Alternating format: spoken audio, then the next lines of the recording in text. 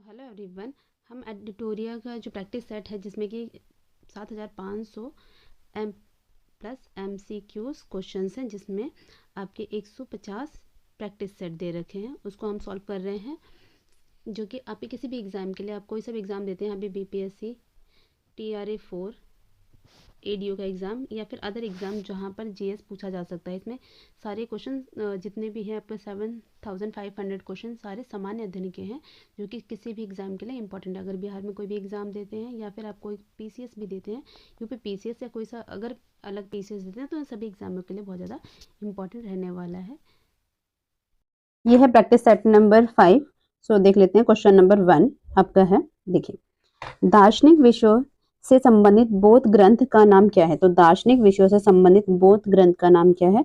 तो वो है हमारा आपका अभिधम्म पिटक। कौन सा? अभिधम्म पिटक। 3 पिटक थे आपका। त्रिपिटक में क्या है? तो त्रिपिटक में आपका बौद्ध से संबंधित शिक्षाएं हैं। जो बौद्ध से संबंधित क्या है? तो शिक्षाओं, इसमें शिक्षाएं हैं, ठीक है। विनय पिटक में क्या है? तो जितने भी नियम थे आपके, नियम और विनय में किस में दे रखे हैं? तो इसमें दे रखे हैं आपके नियम। विनय पिटक किससे संबंधित है? तो नियम और विनियम से संबंधित है, ठीक है, याद रखिएगा। इसमें क्या है? शिक्षाएं हैं। बौद्ध की शिक्षाएं किसमें है? तो आपका त्रिपिटक में है। धम्म पिटक में क्या है? तो धम्म पिटक में आपका है दार्शनिक विषयों से संबंधित है। धम्म पिटक आपका किससे संबंधित है? तो दार्शनिक विषयों से संबंधित है, ठीक है। तो क्वेश्चन नंबर आपका 2 है आपका, निम्नलिखित कथनों पर विचार कीजिए, फिर कूट से सही कथन चुनना है आपको, ठीक है। वेदित्री में ऋग्वेद, यजुर्वेद एवं सामवेद शामिल है। तो ये जो वेद है आपका उसमें शामिल है, ठीक है। छंदोग्य उपनिषद को सबसे प्राचीन उपनिषद माना गया है, ये भी बिल्कुल ठीक है। अस्तो मां सदयम तमसो मां ज्योतिर्मय श्लोक किससे लिया गया है? तो ये लिया गया है से लिया गया है, तो ये भी उपनिषद बिल्कुल ठीक है, मतलब ये भी क्वेश्चन बिल्कुल ठीक है। तो इसका ऑप्शन हो जाएगा 1 2 3, तीनों इसमें सही दे रखे हैं, ठीक है। सो नेक्स्ट है क्वेश्चन नंबर 3। देखिए, निम्न में कौन सा युग मानव सभ्यता से संबंधित है? तो होलोसीन जो आपका युग था वो किससे संबंधित था? ये संबंधित था आपका मानव युग से, ठीक है। और क्वेश्चन नंबर नेक्स्ट है आपका क्वेश्चन नंबर 4। तो क्वेश्चन नंबर आपका 4 देखिए, प्रशासन के संदर्भ में निम्नलिखित को क्या करना है? सुमेलित करना है। विभाग दे रखे हैं और संबंधित कार्य, जो विभाग है उनसे संबंधित कार्य एक तरफ दे रखे हैं। तो इसमें देख लेते हैं। देखिए क्या दे रखा है इसमें आपका, दीवाने अर्ज। दीवाने अर्ज किसे बोला जाता था? तो दीवाने अर्ज सैन्य विभाग को बोला जाता था। दीवाने अर्ज सैन्य विभाग को बोला जाता था। दूसरा आपका दीवाने रसालत। दीवाने रसालत किसे बोला जाता था? तो ये बोला जाता था आपका विदेशी और धार्मिक मामलों का विभाग जो था उसे बोला जाता था दीवाने रसालत, ठीक है। दीवाने इंशा जो बोला जाता था, ये किसे बोला जाता था? तो ये हमारा संचार मंत्री जो होता था वो। दीवाने विजारत ये होता था हमारा आपका वित्त विभाग। तो आपको ये ध्यान रखना है। तो इसका ऑप्शन हो जाएगा हमारा ऑप्शन नंबर 1। ऑप्शन नंबर 1 हमारा करेक्ट हो जाएगा। ये टर्मिनोलॉजी आपको अच्छे से याद रखनी है क्योंकि ये कई बार एग्जाम में पूछा जाता है, ठीक है। नेक्स्ट है आपका क्वेश्चन नंबर 5। निम्नलिखित बहमन शासकों में से किसने बीजापुर में प्रसिद्ध गोल गुंबज का निर्माण करवाया था? तो किसने करवाया था? ये करवाया था आपका ए, यानी कि एक सेकेंड, ए मोहम्मद आदिल शाह ने करवाया था। ऑप्शन ए मोहम्मद आदिल शाह ने इसका निर्माण कराया था। कहाँ पे? विजयपुर में, ठीक है। नेक्स्ट है आपका सल्तनत कालीन शब्द विश्वा का क्या अर्थ था? तो सल्तनत कालीन जो आपका शब्द था विश्वा, उसका अर्थ क्या था? तो उसका अर्थ था आपका चांदी का सिक्का। क्या था? आपका चांदी का सिक्का इसका अर्थ था। टंका भी था, लेकिन ये सल्तनत कालीन की बात है, ठीक है। नेक्स्ट है आपका किस विजयनगर शासक ने तुंगभद्रा नदी पर बांध का निर्माण करवाया था? तो किसने करवाया था? ये करवाया था देवराय प्रथम ने। किसने करवाया था? तो देवराय प्रथम ने करवाया था। किस नदी पे? तुंगभद्रा नदी पे बांध का निर्माण करवाया था, ठीक है। क्वेश्चन नंबर आपका 8 है, देख लेते हैं। भारत का पहला शासक जिसने सर्वप्रथम उर्दू को अपने राज्य की राजभाषा घोषित की थी, तो किसने किया था? ये किया था इब्राहिम आदिल शाह द्वितीय ने। किसने किया था? तो इब्राहिम आदिल शाह द्वितीय ने अपने राज्य की राजभाषा उर्दू को घोषित किया था पहली बार, याद रखिएगा। क्वेश्चन नंबर आपका निम्नलिखित को क्या करना है? कालानुक्रम लगाना है, यानी कि क्रोनोलॉजी में लगाना है। जिस तरीके से घटना हुई थी उसके हिसाब से इसे सेट करना है, ठीक है। तो फॉरवर्ड ब्लॉक की स्थापना कब की गई थी? तो फॉरवर्ड ब्लॉक की स्थापना जो की गई थी वो आपकी की गई थी 3 मई 1939 में। कब की गई थी? 3 मई 1939 में की गई थी। अगस्त प्रस्ताव कब आया था? तो अगस्त प्रस्ताव जो आया था आपका, ये आया था 8 अगस्त को 1940। क्या था? तो वर्ष आपको याद रखना है, 1940 को आया था। एक सेकंड दोबारा से लिख लेते हैं। ये आया था आपका 3 मई 1939, ठीक है। अगस्त प्रस्ताव आया था आपका 8 अगस्त, ठीक है। सो ये आया था आपका कब आया था? 1940 में। कब आया था? 1940 में आपका आया था अगस्त प्रस्ताव। आजाद हिंद फौज का गठन कब किया गया था? तो इसका गठन आपका किया गया था, ठीक है। सो कब किया गया था? ये किया गया था आपका 1942 में किया गया था। किसने किया था? तो मोहन सिंह ने किया था। किसने किया था? तो ये मोहन सिंह ने किया था। और आजाद, ये जो आपका था फॉरवर्ड ब्लॉक की स्थापना किसने की थी? तो ये सुभाष चंद्र बोस ने की थी। किसने? सुभाष चंद्र बोस ने की थी, ठीक है।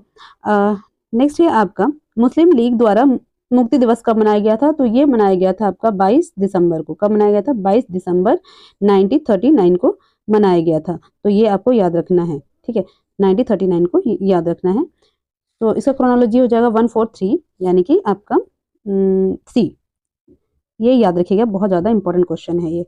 क्वेश्चन नंबर जो आपका 10 है, अगस्त 1932 ईस्वी में रेमजे मैकडोनल्ड के सांप्रदायिक पंचायत के द्वारा पहली बार एक पृथक निर्वाचक समूह बनाया गया। तो किसके लिए बनाया गया था? तो ये बनाया गया था आपका दलितों के लिए। किसके लिए बनाया गया था? दलितों के लिए बनाया गया था। ऑप्शन डी हो जाएगा, ठीक है। क्वेश्चन नंबर 11, ब्रिटिश भारतीय राज्य क्षेत्र का अंतिम प्रमुख विस्तार किसके समय में हुआ था? तो किसके समय में हुआ था? ये हुआ था आपका डी, यानी कि किसके? तो लॉर्ड डलहौजी के समय में हुआ था। नेक्स्ट क्वेश्चन है क्वेश्चन नंबर 12, अकाल को रोकने अकाल पीड़ितों की सहायता हेतु भारत सरकार ने अकाल संहिता कब पारित की थी? तो अकाल संहिता कब पारित की गई थी? ये की गई थी 1883 में, ठीक है। Option C.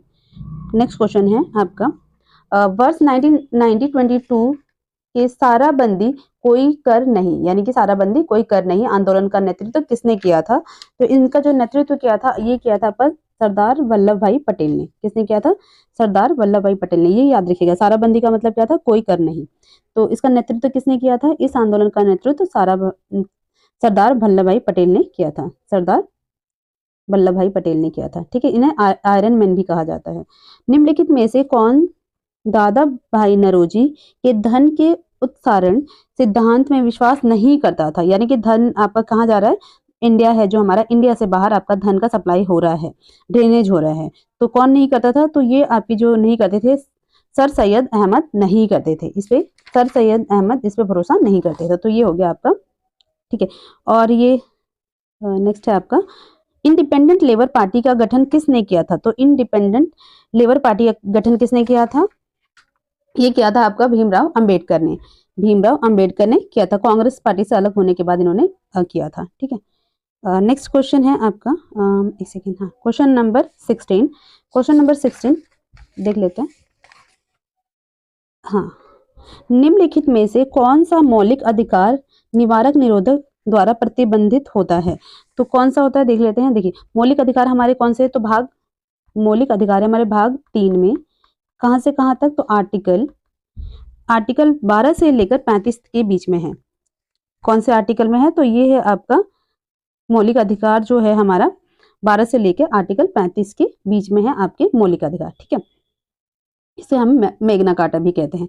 अब ये होगी अब देख लेते हैं कौन सा है। तो निवारक निरोधक द्वारा प्रतिबंधित होता है, तो ये होता है हमारा स्वतंत्रता का अधिकार। कौन सा है? स्वतंत्रता का अधिकार, यानी ऑप्शन बी। क्वेश्चन नंबर आपका 17, संयुक्त संसदीय समिति के अध्यक्ष का मनोनयन किसके द्वारा किया जाता है? तो कौन करते हैं? ये करते हैं हमारे लोकसभा द्वारा, लोकसभा के अध्यक्ष द्वारा किया जाता है।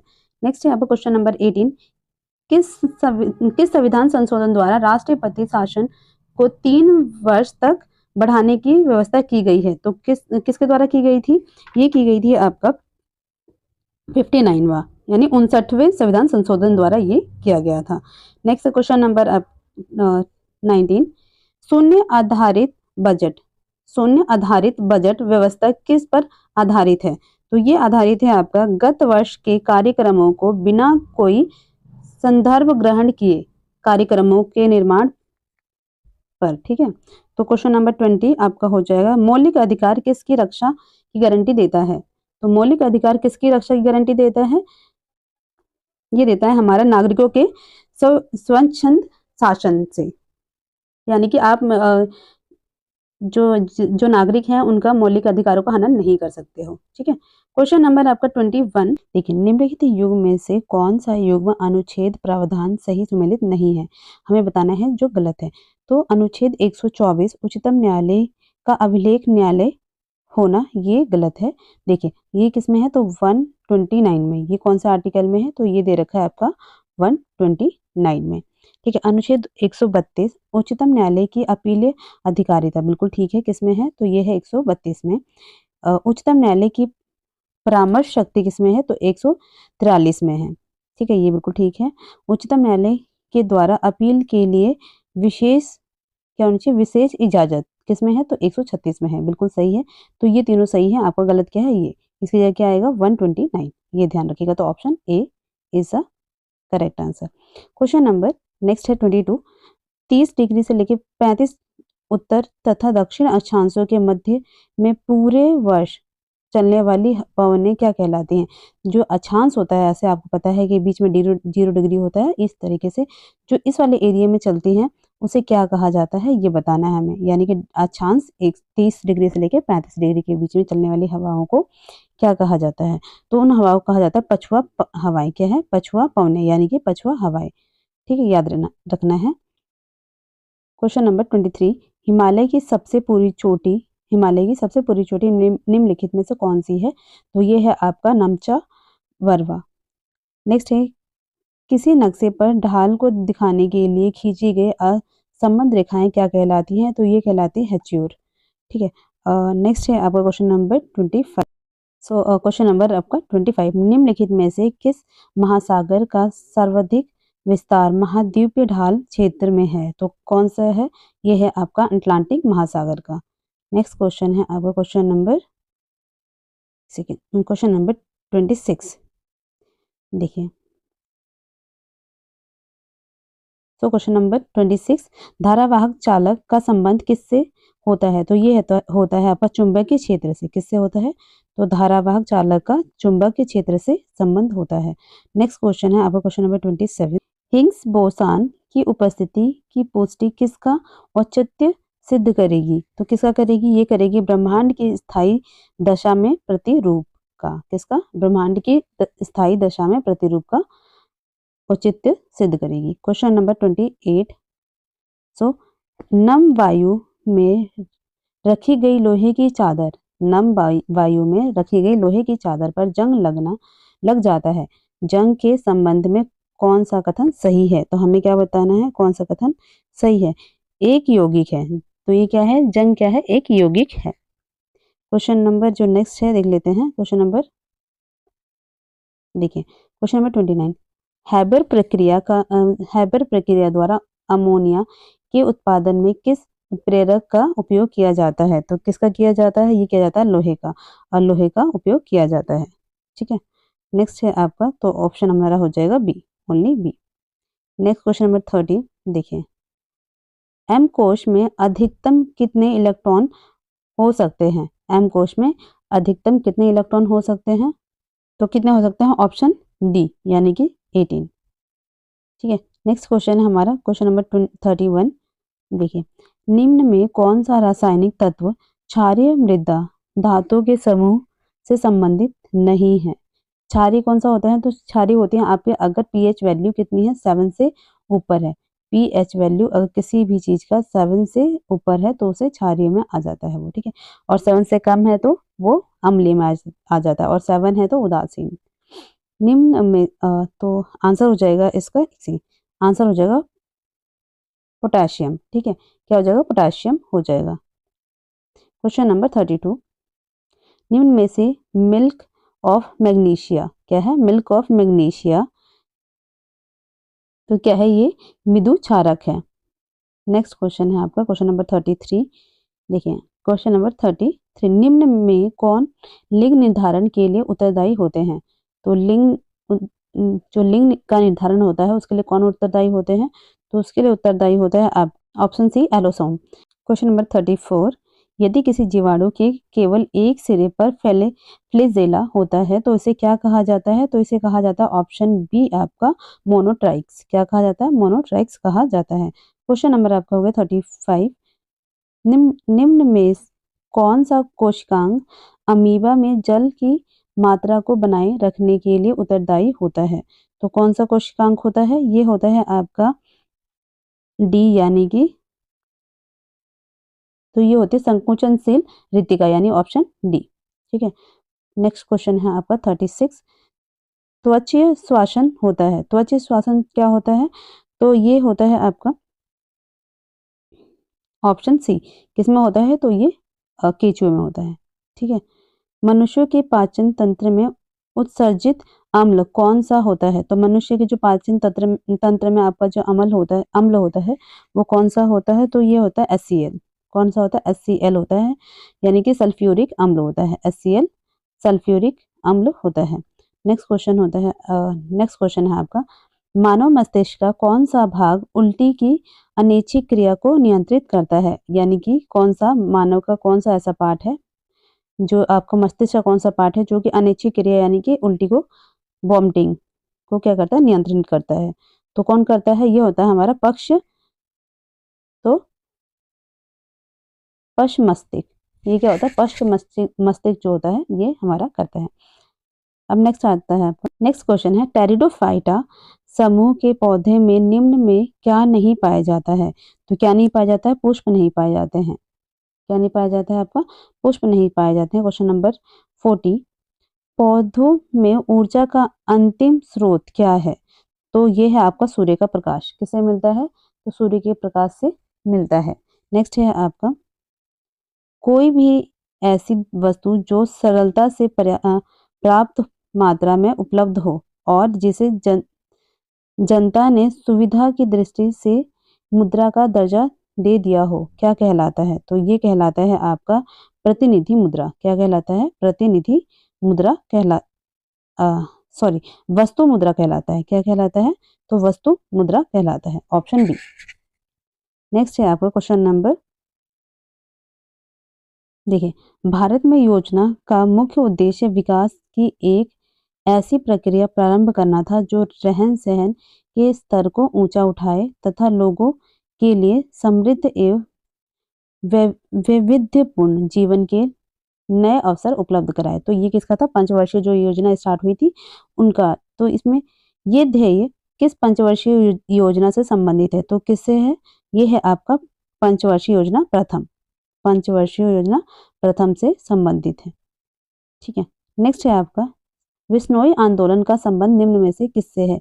विश्नोई आंदोलन का संबंध निम्नलिखित में से किससे है? तो ये है आपका वृक्षों की संरक्षण से है। क्या है? वृक्षों की संरक्षण से है।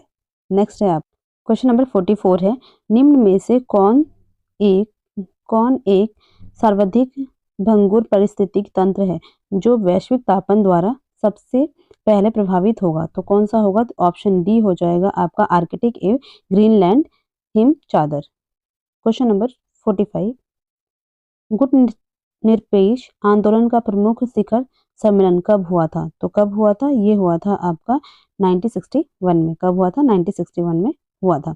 नेक्स्ट क्वेश्चन है आपका, देखिए, निम्नलिखित में से कितने जोड़े सही सम्मिलित हैं? तो कितने जोड़े सही सम्मिलित हैं देख लेते हैं एक बार।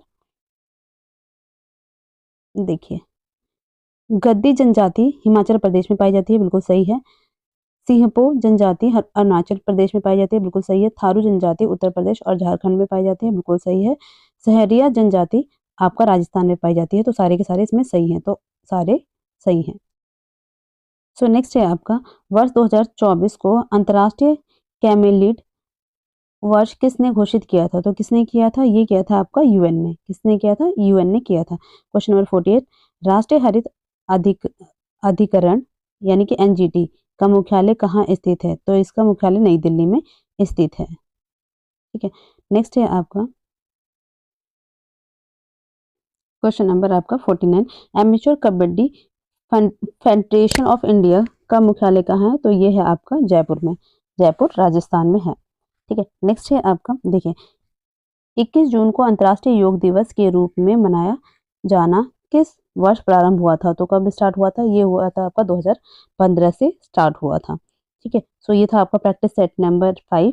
Please like and subscribe. Thank you so much for the watching.